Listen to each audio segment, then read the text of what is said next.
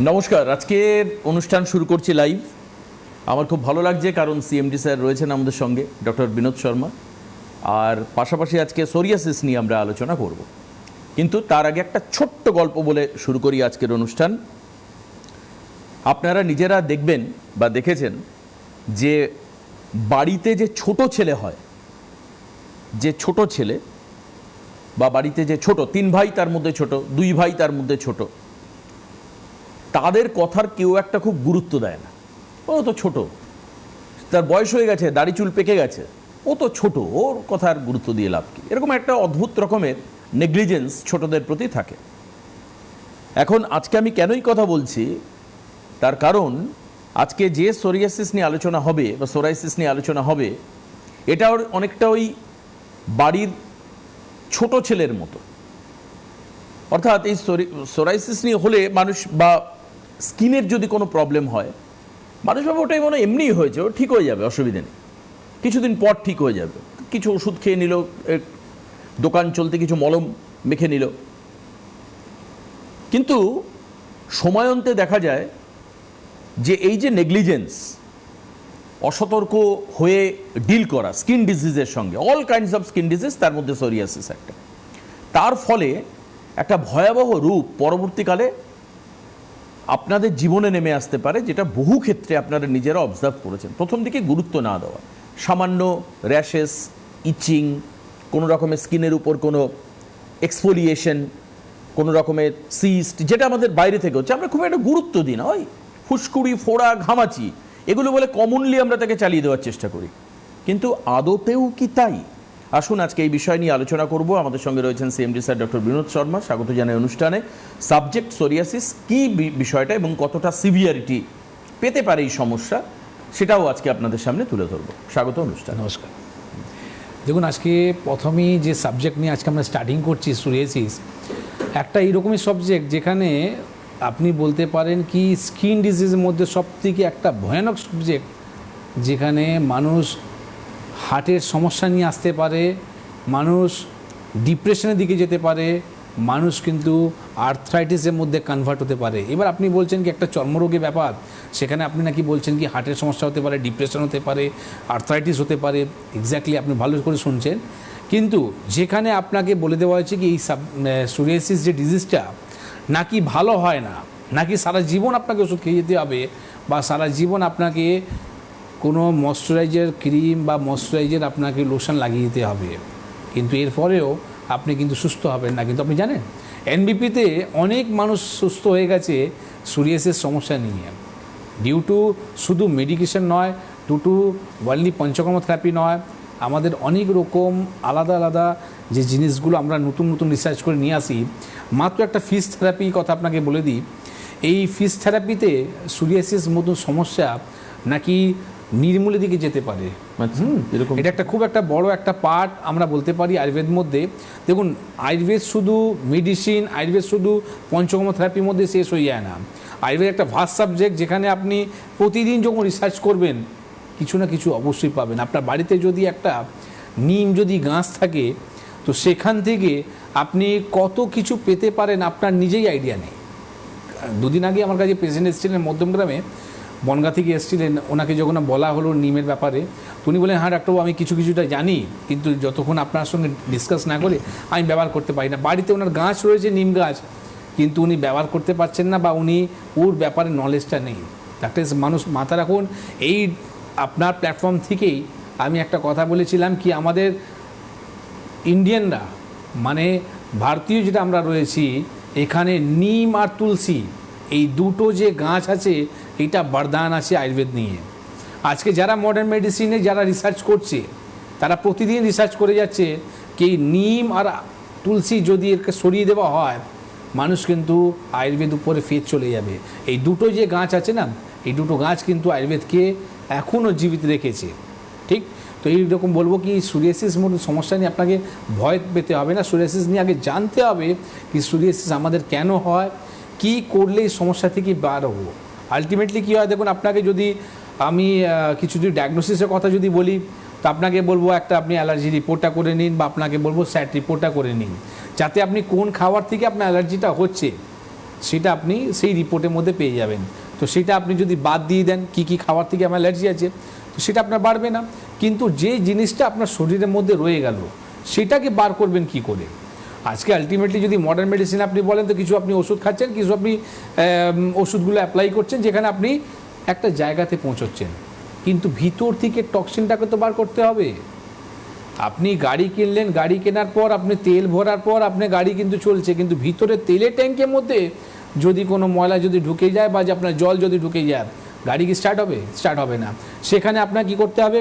আপনাকে পুরো তেলটাকে আগে বার করতে হবে, ট্যাঙ্কটাকে পরিষ্কার করতে হবে, তারপরে কিন্তু তেলটাকে ভরতে হবে।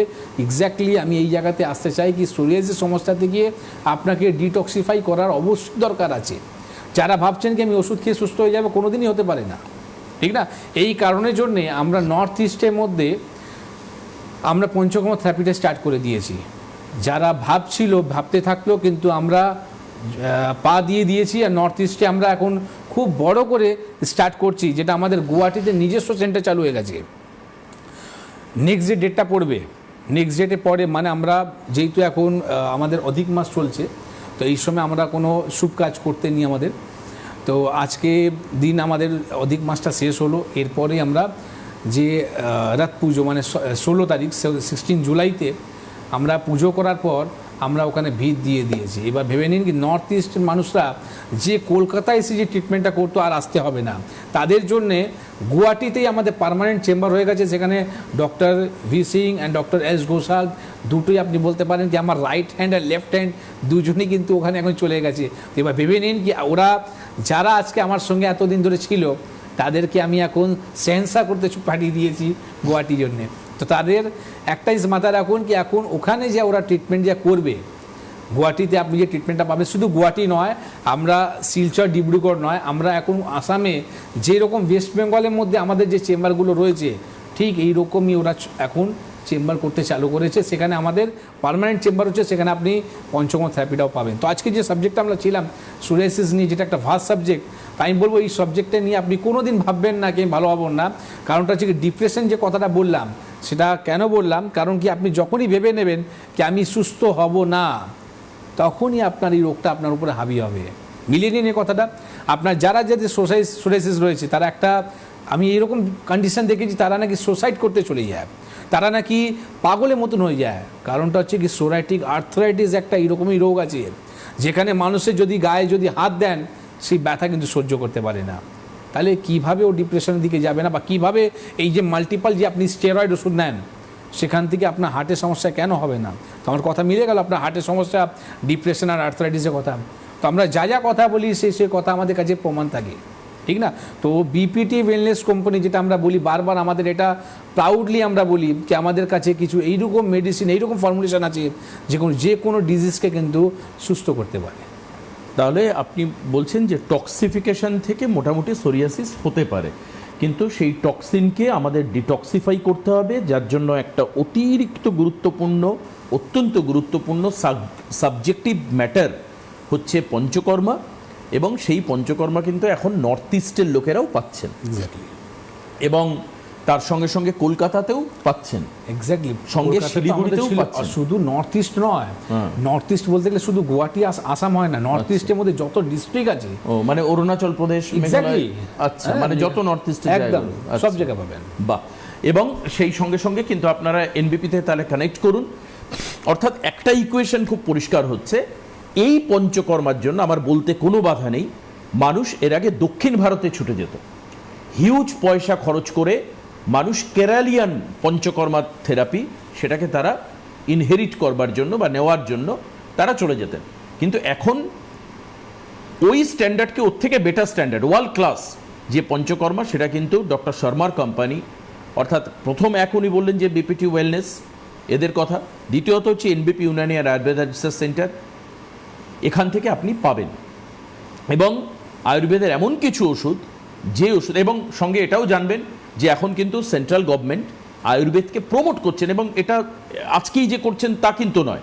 এই যে আয়ুর্বেদের উপর যে প্রজেকশন সেন্ট্রাল গভর্নমেন্টের আয়ুষ, এটা কিন্তু বেশ কয়েক বছর ধরে শুরু হয়েছে। দে আর ট্রাইং দেয়ার বেস্ট। এই যে দেখুন সামনেই যোগা ডে রয়েছে, এই যে যে সমস্ত বারবার করে ডক্টর শর্মা একটা কথা এখানে এসে বলেছেন, আমি আবারও বলি এটা কিন্তু অ্যাওয়ারনেস প্রোগ্রাম। আপনাদেরকে এনবিপি মুখী করার জন্য এনবিপিতে আসুন আসুন আসুন না, তা নয়। বারবার করে ডক্টর শর্মা একটা কথা বলেন, you take the natural treatment, natural treatment. Ayush এ কথা বলছে, আয়ুর্বেদে কথা বলছে। আসুন আপনাদের ফোনও নেব, সমস্যার কথা জানবো। যদি কারো সোরিয়াসিসের প্রবলেম থাকে, দীর্ঘদিন ধরে ট্রিটমেন্ট করাচ্ছেন, কাজ হয়নি, আজকের অনুষ্ঠানে ফোন করতে পারে। কে আছেন ফোনে? হ্যালো, হ্যাঁ, কোথা থেকে বলছেন? আমি শান্তিপুর থেকে বলছি। শান্তিপুর নদিয়া থেকে, বলুন বলুন। হ্যাঁ, বলছি যে আমার হচ্ছে হাঁটুতে ব্যথা, হাঁটু জয়েন্ট হয়ে গিয়েছে। হাঁটু জয়েন্ট হয়ে গিয়েছে। এই প্রবলেম। হাঁটুতে কোনো এক্সরে রিপোর্ট আপনি করেছেন? আপনি টিভির ভলিউমটাকে একটু মিউট করে নিন না দিদি, টিভির আওয়াজটাকে একটু মিউট করে নিন, টিভির আওয়াজটাকে মিউট করে নিন, ফোনে কথাবার্তা। হ্যাঁ হ্যাঁ, ফোনে বলুন, আমরা ফোনে বুঝতে পারছি, শুনতে পাচ্ছি, বলুন। আর হচ্ছে কি বিপদ? আর হচ্ছে সমস্যা, পিচ্ছাপের সমস্যা, মানে পিচ্ছাপটা পরিষ্কার হয় না। আমি ডাক্তারবাবুর সাথে মানে ওনাকে দেখাতে চাই। চান তো, তা এখনো চেয়ে বসে থাকলে হবে? কৃষ্ণনগর তো চেম্বার রয়েছে ডাক্তারবাবুদের। আর আমি মানে উনাকেই দেখাবো, অন্য ডাক্তারকে দেখাবো না। এই তো মহা আর হচ্ছে আমার সমস্যা হচ্ছে মানে পা ফুলছে। এক্স্যাক্টলি, মা পা ফুলবে, কারণটা হচ্ছে কি আপনি যেটা বললেন আপনার হাড় জুড়ে যাচ্ছে। তো একটা জিনিস মাথায় রাখুন, যখনই কোনো জয়েন্টের মধ্যে আপনার যদি ব্যথা হয়ে থাকে, আপনি জয়েন্টে কোনো রকম যদি মুভমেন্ট যদি না করতে পারেন, আপনি মাথায় রাখুন কি সেই জিনিসটাকে আপনার ডেড করে দিচ্ছেন। আপনার ডেড নিয়ে আপনাকে নিউজ একটা খুব ভালো দেবো, ঠিক আছে? আপনাকে একটা ভালো একটা নিউজ দেবো। তো যাই হোক, আপনাকে একটু বলে দিই। সেটা হচ্ছে প্রথম কি আপনি যে বলছেন না পা আমার ফুলে যাচ্ছে, সেটা কারণটা হচ্ছে কি আপনার পা ফুলে যাওয়ার কারণটা হচ্ছে কি যখনই আপনি কোনো রকম মুভমেন্ট করতে পারছেন না, আপনার নার্ভের উপর একটা প্রেশার পড়ছে, যেখানে আপনি বাকি বলতে পারেন কি আপনি অংশটা ঠিক মতন আপনার অবশ হয়ে যাচ্ছে, ঝিনঝিনি বাড়ছে, মানে আপনার নার্ভের সমস্যা তৈরি হচ্ছে। আমি আপনাকে বলবো সিম্পল একটাই কথা, কি আপনি একটা এক্সরে রিপোর্টটা তুলুন। আপনি বলছিলেন আপনি আমাকে দেখাতে চান, আমি বলবো দেখানো আগে আপনি নিজেকে আগে প্রিপেয়ার করুন। কারণটা কি আপনি যখন আমার কাছে সঙ্গে দেখা হবে, তাতে আপনাকে এক্স্যাক্টলি আমি দেখাতে পারবো কি আপনার জয়েন্টে কোথায় সমস্যা হচ্ছে, আর কি করলে পার্মানেন্ট সলিউশন হবে সেই দিনই বলে দেবো। এটা নয় কি আপনি একটা ডেটে আপনাকে ডাকবো, পরের ডেটে রিপোর্ট করে ডাকবো, না, প্রথম দিনই আপনি একটা এক্সরে রিপোর্টটা করে নিন, আর সেই রিপোর্টটা নিয়ে আসুন। আর যেটা আপনি বলেন পেচ্ছাপটা আমার পরিষ্কার হয় না, এটা বারবার বলেছি আমরা। আয়ুর্বেদ মধ্যে বলা আছে কি মলমূত্র যদি আপনার ঠিক মতন যদি পরিষ্কার হয়, আর্থ্রাইটিস হবেই না। তো এই যে পেচ্ছাপটা যে আটকাচ্ছে বা আপনার স্টুল যদি ক্লিয়ার না হয়, আপনার আর্থ্রাইটিস হবেই হবে, ঠিক না? তো এর উপরে আপনাকে করতে হবে যেটা, যদি পা ফুলছে তো আমি বলবো রাত্রিবেলা আপনি পায়ে নিচে বালিশটা দিন। আর যদি বাড়িতে আপনি পুনর্নবা বা গোখরু, এই দুটো যে হাবসটা নামটা বললাম, যে কোনো 10 কর্ম ভাণ্ডার থেকে নিয়ে আসুন। আর সেই পুনর্নবা গোখরুকে আপনি মিক্সিতে গুঁড়ো করে নিন, আর গুঁড়ো করে নেওয়ার পর 1 চামচ সকাল 1 চামচ সন্ধ্যাবেলা খেতে চালু করুন। 3 দিন পর ফোন করে বলবেন আপনার পা ফোলা কমলো কি কমলো না, আর ইউরিনটা পরিষ্কার হলো কি হলো না, ঠিক আছে? আর তার আগে এক্সরে রিপোর্ট অবশ্যই করান। আর যদি আমাকে দেখাতে চান তো একটু কষ্ট করে মধ্যমগ্রাম আপনি চলে আসুন, ঠিক না? তো মধ্যমগ্রামে আমি প্রতি সোমবার দিন থাকি, সোমবার দিন এসে আমার সঙ্গে আপনি দেখা করতেই পারেন। ঠিক আছে, শিডিউল চেম্বারে তো এনবিপির ডক্টরসরা যাচ্ছেন, যারা রয়েছেন প্রায় 7-8 জন ডক্টর, তারা কাজ করছেন। তো এবার তারা যাচ্ছেন, যদি আপনার মনে হয় স্পেসিফিক যে এই ডাক্তারবাবুকে আমি দেখাবো, তাহলে তার যেদিন চেম্বার আছে সেখানে আসতে হবে। আর ডেফিনেটলি মধ্যমগ্রাম, উত্তর 24 পরগনা আপনি আসতে পারেন। শান্তিপুর থেকে আসা যে বিরাট একটা ব্যাপার তা নয়, কারণ শান্তিপুর থেকে শান্তিপুর লোকাল আসে দমদমে, দমদম থেকে আপনাকে মধ্যমগ্রাম আসতে হবে, আমি যেটুকু বুঝি। এইভাবে আপনি চলে আসতে, অথবা সোদপুর থেকে নেমে আপনি মধ্যমগ্রাম চলে আসতে পারেন, আরও তাড়াতাড়ি চলে আসবেন। ঠিক আছে, এইভাবে আপনি চলে আসুন, তাহলে আপনি ডক্টর শর্মার সঙ্গে দেখা করবেন। এবং এটাও আমাদেরকে জানাবেন, বা আমি ডাক্তারবাবু বা এনবিপির টিমকেও রিকোয়েস্ট করব, আপনারই ভিডিও এনবিপিতে রেকর্ড করাবেন। আপনি সুস্থ হওয়ার পর এনবিপির চেম্বারে বসে রেকর্ড করাবেন, এখানে আমাদেরকে পাঠাবেন। পাঠানোর পর আমরা সেটা আপনাদেরকে টিভিতে দেখাবো। আমি জানি না আমার এই প্রায় 16 বছর অ্যাঙ্কারিং করছি এরকম চ্যালেঞ্জ নিয়ে বা এত ওয়াইড ভার্সাটাইল ডাইমেনশনে আয়ুর্বেদকে কেউ রিপ্রেজেন্ট করেছেন। আমি প্রায় গত 3-3.5 বছর ধরে এই অনুষ্ঠান করছি, তাতে যত দিন যাচ্ছে বিশ্বাস করুন, যত দিন যাচ্ছে শুধু চেম্বার বাড়ছে সেটা নয়, চেম্বার বেড়েছে। আগে আমার মনে আছে প্রথম দিনের আমার কাছে স্ক্রিনশট রাখা আছে, 4-5টা চেম্বার নিয়ে আমি শুরু করেছিলাম আজ থেকে 3.5-4 বছর আগে। আজকে এত বড় লম্বা পৃষ্ঠায় লিখতে হয় এবং সেটা আমাকে বলতে হয়। আমার একটু সময় লাগে, তাতে অসুবিধে নেই, কিন্তু এই যে আপনাদের যে রেসপন্স, এই রেসপন্সকে আমি অ্যাপ্রিসিয়েট করি। এবং প্রতিদিন এনবিপি কিন্তু চেঞ্জ হচ্ছে, প্রতিদিন তাদের রিসার্চ, নতুন নতুন ডাইমেনশন, নতুন নতুন সমীকরণ তৈরি হচ্ছে আপনাদের জন্য। কারণ রোগের পরিস্থিতি বুঝে তার ট্রিটমেন্টের প্রকিউরমেন্টের রাস্তা তৈরি করা, কি করলে আপনি বেটার হবেন সেই দিকটা প্রতিনিয়ত এনবিপি টিম কাজ করছে। কে আছেন পরের ফোনে? হ্যালো, নমস্কার ডাক্তারবাবু। কোথা থেকে বলছেন? আমি বেলুর থেকে বলছি। আমি কোথায়? বেলুর থেকে বলছেন? ওকে, হ্যাঁ। আমি 22-23 সালে আপনাকে দেখিয়েছিলাম, দেখি অনেকটা সুস্থ হয়েছিলাম। আচ্ছা। তারপর আমি আর এখন কোনো ডাক্তার দেখাই না, বাহ। কিন্তু আমার তো থাইরয়েড আছে, আমি এলটক্সিনটা খেয়ে যাই। হ্যাঁ। কিন্তু এখন আমার যেটা হয়েছে, আপনি যেভাবে বলেন আমি ঠিক সেভাবে কিন্তু সবকিছু মেনে চলি। আমি আপনার কথা আমার কাজে লাগে, হ্যাঁ। পরে আসছি আমি। কিন্তু এখন আমি জানতে চাই, হয়তো আপনারা বলেছেন আমার হয়তো শোনা হয়নি, মানে এই যে আমার যে কিছুদিন ধরে না, মানে ওই বাথরুমটা, মানে ইউরিনটা গেলে একটু মানে সেই সিরাপ ওষুধ যে আছে না, ওর মধ্যে যেরকম একটা লালচে ভাব হয়, ওরকম বেশ অনেকদিন ধরেই হচ্ছে আমার। একটু ঠান্ডা মৌরি ভিজানো জল টল এগুলো খাচ্ছিলাম। তারপরে আজকে হঠাৎ বাথরুমে গেলাম, কোমোটে দেখলাম ওই জায়গাটা মনে হয় একটু যেন খোলা লাগছে, আমার পায়খানা ভীষণ কটা।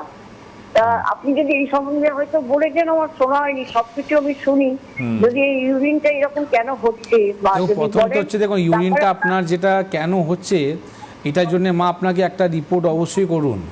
কেন কি যদি ইউরিনে কোনো যদি ইনফেকশন হয়ে থাকে তাহলে কিন্তু আপনার জ্বর আসতে পারে, পেটে ব্যথা হতে পারে, অনেক সমস্যা তৈরি হতে পারে। সিম্পল আপনি সকালবেলা ঘুম থেকে উঠে আপনার যে প্রথম যে ইউরিনটা হবে সেই ইউরিনটা আপনি নিয়ে একটা হোল্ড করুন একটা জায়গা, আর যে কোনো ল্যাবে গিয়ে বলুন আমার একটা রুটিন আর কালচার রিপোর্টটা করে দাও, ঠিক আছে? 72 ঘন্টা পরই আপনি কালচার রিপোর্টটা পাবেন, রুটিন রিপোর্ট আপনি 24 ঘন্টা পর পাবেন। সেই রিপোর্টের মধ্যে আপনি পরিষ্কার দেখতে পারবেন কি কোনো রকম ইনফেকশন আছে কিনা, বা পেচ্ছাপের সঙ্গে ব্লাড যাচ্ছে কিনা। আপনি যে বলছেন আমার যে পেচ্ছাপটা যে লালচে ভাবটা হচ্ছে, তো সেটা কি আপনি যে বলছেন কি পেট গরম হয়ে যাচ্ছে, আমি মৌরি মিশ্রি জলটা খাচ্ছি, তো মৌরি মিশ্রি জল খেলে কি কাজ হবে যদি পেচ্ছাপের সঙ্গে ব্লাড যায়? তো ইনফেকশনটাকে আগে ধরতে হবে, কি বলে বুঝলেন? কারণটা হচ্ছে কি আপনি যে একটা ওষুধের নামটা বললেন কি থাইরয়েডের জন্য আমি ওষুধটা খাচ্ছি, সেটা আপনি জানেন না কি সেই ওষুধটা আপনার শরীরকে মৃত্যু দিকে নিয়ে যাচ্ছে। তো এই যে মেডিসিনগুলো যে আপনারা খান প্রতিদিন ঘুম থেকে উঠেই, সাপের বিষকে খাচ্ছেন আপনি, কেন কি যে ওষুধের নামটা বলেন সেটা সাপের বিষ দিয়ে তৈরি করা হয়। তো সেটা যদি আপনি প্রতিদিন যদি ঘুম থেকে উঠে আপনি খান, তাহলে আপনার শরীরের মধ্যে কষ্ট হবে না, তাহলে কি আমার হবে?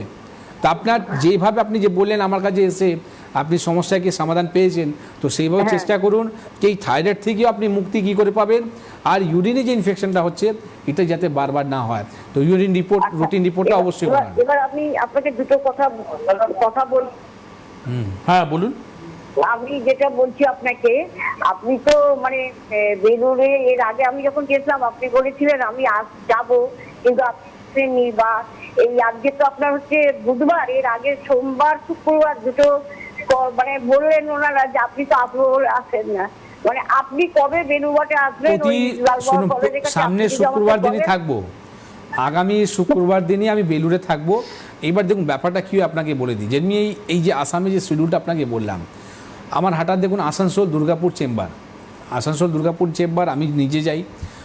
আগামী 4 তারিখে দুর্গাপুর ছিল, 5 তারিখে আসানসোল ছিল, কিন্তু নর্থ ইস্টে চেম্বার জন্যে আসামে যে সিএম তার থেকে যদি আমাকে অ্যাওয়ার্ড যদি দেওয়া হয়, আর সেখানে একটা বড় একটা অনুষ্ঠান, একটা বড় একটা প্রোগ্রাম, আশা করি আমি ওখান থেকে ফেরার পর আপনাকে আমি লাইভে দেখাতে পারি।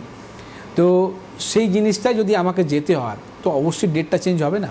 তো ঠিক ওই রকমই আসানসোল আর দুর্গাপুরি চেম্বারটা ডেটটা চেঞ্জ হয়ে গেছে। আসানসোল দুর্গাপুর চেম্বার হচ্ছে 11 তারিখ, আর আসানসোলের চেম্বার হচ্ছে আপনার 12 তারিখ। ঠিক এইভাবে দেখুন, আপনি দিল্লিতে চেম্বার, আমি কবে যাচ্ছি? আগস্ট মাসে। আপনাকে ডেট একটু পরে দেবাশিস আপনাকে বলে দেবেন। তো এই যে দিল্লিতে যে চেম্বার যাচ্ছে, শুধু চেম্বারের জন্য নয়, আমি বলেছিলাম দেবাশিস আগে, এই ডেট থেকে একটা মনে পড়লো, গুমনাম দ্য ডেড বডি, এই বইটা আমি বার করছি। এই বইটা 1.5 মাসের প্রজেক্ট আছে, আশা করি এই প্রজেক্টটা আপনাদের খুব ভালো লাগবে। আর এই রকম প্ল্যাটফর্মটা আমি নিয়ে আসবো যেখানে মানে আমি প্রায় কী বলবো, কোনো শব্দ নেই আমার কাছে, মানে এই বইটা রিয়েল স্টোরি।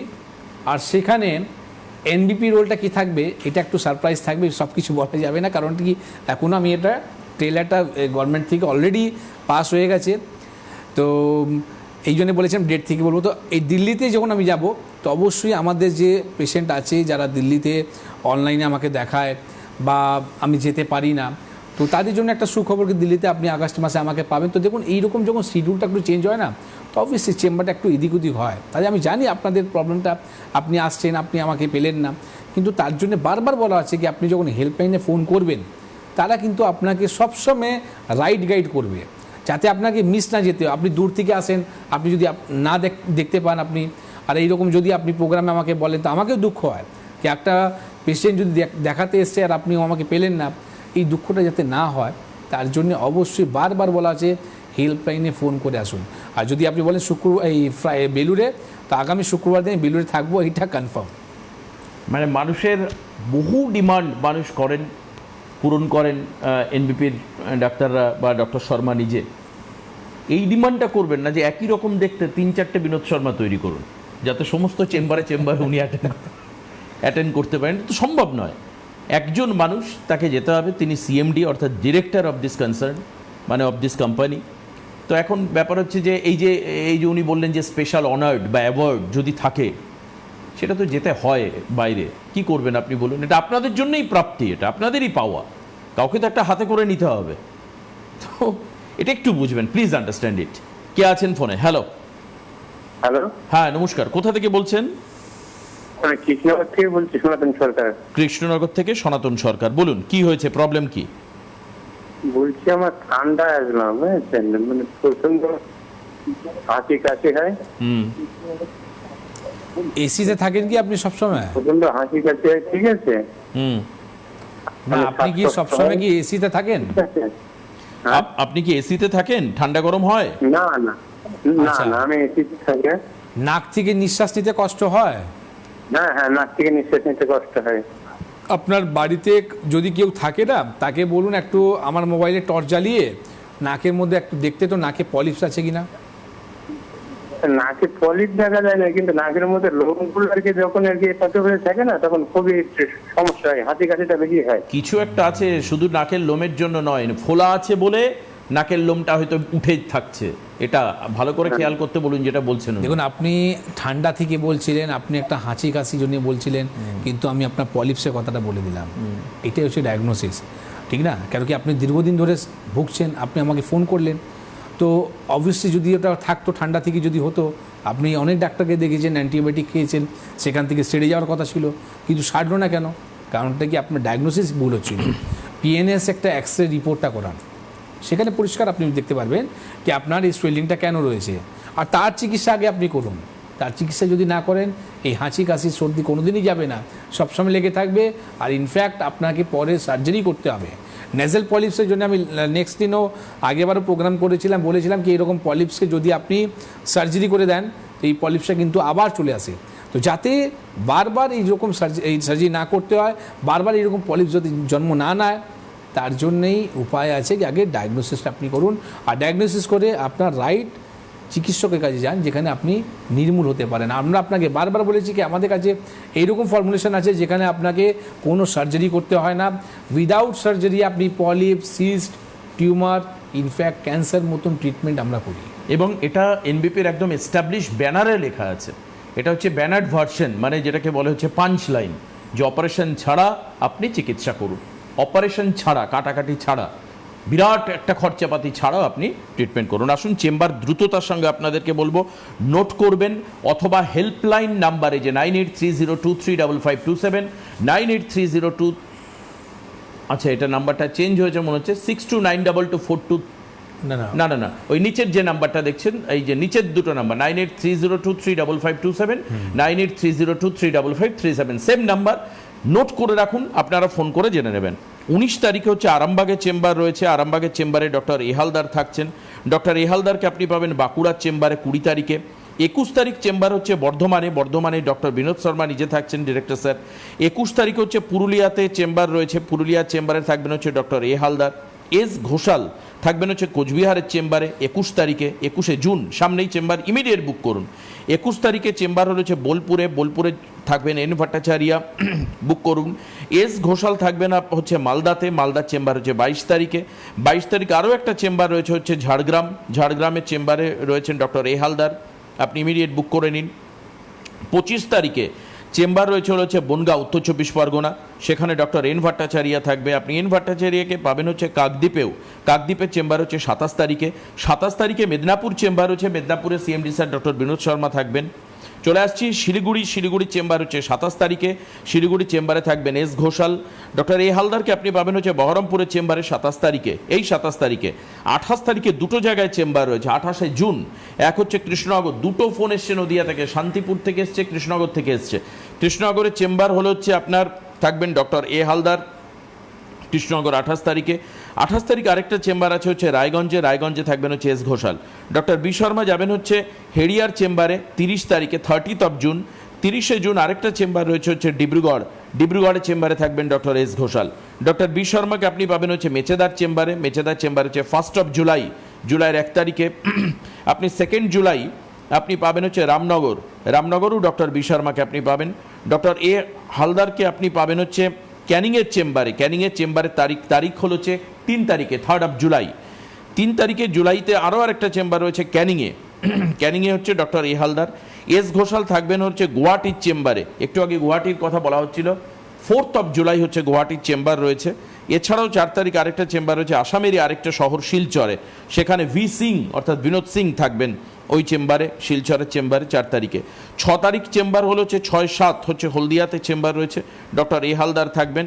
ডক্টর শর্মাকে আপনি দুর্গাপুর এবং আসানসোলে পাবেন পরপর দুদিন, 11 এবং 12, 11ই জুলাই এবং 12ই জুলাই, দুর্গাপুর এবং আসানসোলে দু জায়গাতে আপনি ডক্টর শর্মাকে পাবেন, তার জন্য আপনি বুক করবেন। আচ্ছা, এবার হচ্ছে আরও 3টে চেম্বার। 12 তারিখে রয়েছে হচ্ছে গঙ্গারামপুরের চেম্বারে রয়েছেন এস ঘোষাল। এন ভট্টাচার্যকে পাবেন হচ্ছে ত্রিপুরার আগরতলায়, এটা হচ্ছে আপনার 12ই জুলাইতে। 9ই আগস্ট আপনি হচ্ছে জামশেদপুরের চেম্বার পাবেন ডক্টর এস ভাদুড়িকে, আর ডক্টর বি শর্মাকে আপনি পাবেন হচ্ছে দিল্লির চেম্বারে, সেটা হচ্ছে 27 আগস্ট। দিল্লির যারা রয়েছেন তারা ইমিডিয়েট বুক করাতে শুরু করুন, কারণ দিল্লিতে কিন্তু একটা লিমিটেড মানে কাউন্টিংসে বুকিং হবে। ইমিডিয়েট বুকিং কনফার্ম না করলে কিন্তু আপনি স্কিপ করতে পারেন দিল্লির চেম্বারকে, এটার জন্য আপনি বুক করা শুরু করে দিন এখনই। সমস্ত চেম্বার ডিটেইল আপনি পাবেন আবার হেল্পলাইন নাম্বারে। ইউটিউবে এই প্রোগ্রাম আপনি পাবেন, ফার্দার ফেসবুকে আপনি প্রত্যেক দিন লাইভ দেখতে পাবেন, তার অপশন আমি আপনাদের আগে বলে দিয়েছি। আজকে এখানে শেষ করব, আগামীকাল রাত আবার ঠিক 9:30টায় এনবিপির অনুষ্ঠানে দেখা হবে। অনেক ধন্যবাদ ডক্টর শর্মাকে, নমস্কার সবাইকে।